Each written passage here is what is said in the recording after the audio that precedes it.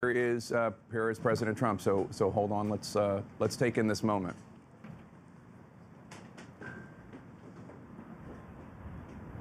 It's President Trump and First Lady Melania Trump saying goodbye. Is that the press that they're talking to? Talking to reporters?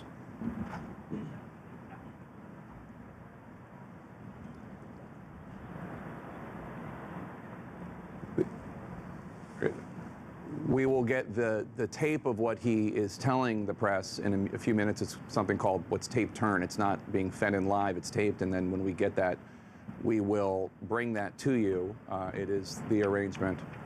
It is a stunning moment, Dana, the disgraced 45th President of the United States and First Lady Melania Trump walking to Marine One for their last ride on Marine One ever. That will take them to Joint Base Andrews, where the president will give an ad-libbed speech. One can only imagine what he will say, and then they will fly to Florida. Dana. He looks small. He just looks like a small man. And that is exactly the way that he has handled his presidency since he lost. And he just has appeared smaller and smaller, and less courageous. And it does take courage. It takes fortitude. It takes a sense of self to be able to not do this, to be able to get into the motorcade with your successor, to take that ride, which we have seen and heard in so many history books. There are conversations that happen that are snapshots, that are legacy moments, and that is not happening.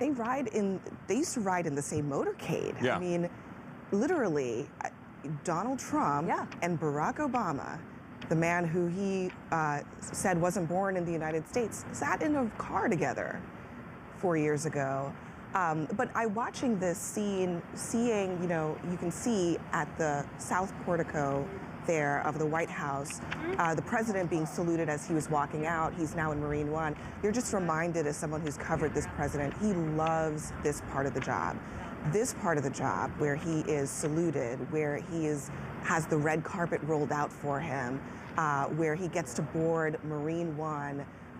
That is what he loves so much about the job. Not so much, it seems, the other parts of the job, which he has, by all accounts and all reporting, really not been doing since at least Election Day, really neglecting so much of the hard work of the presidency, but always wanting to have these moments where he's being treated with deference and being treated with the kind of pomp and circumstance of the job. That's what this is all about, even though there is so much grandeur to what usually happens at the Capitol with the outgoing president and the incoming president, and it is sad that we will be missing that today. Marine One, preparing to take off, President Trump, outgoing President Trump and First Lady Melania Trump aboard. The helicopter will take the first couple to Joint Base Andrews, where President Trump will deliver his final address as President of the United States. We are told that it will be an ad-libbed speech. It is truly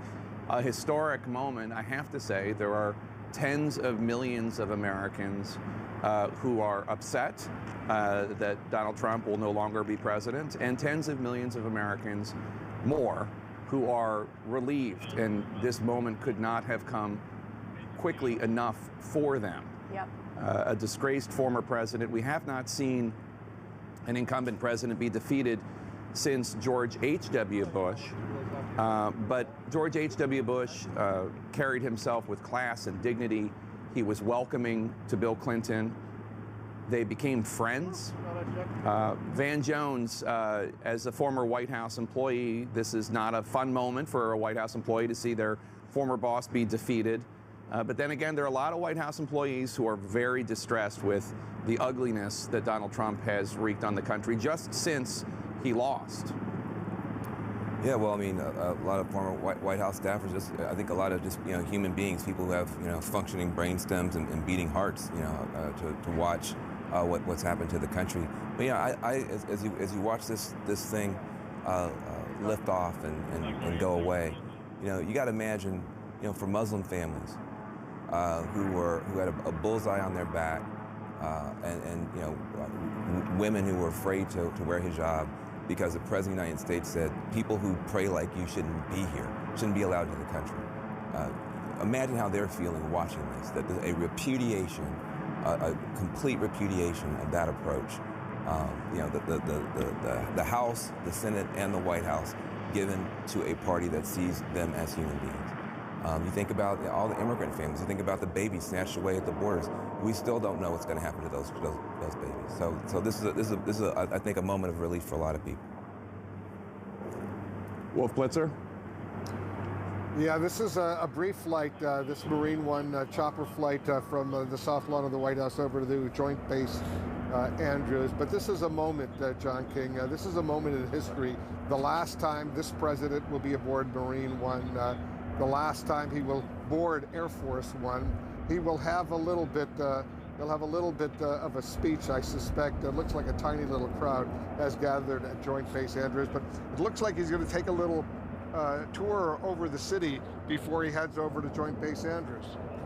One last look down at Washington. Remember 4 years ago, the question was, would the disruption of Donald Trump change Washington for the better? Would it break the paralyzed politics? That was the conversation 4 years ago.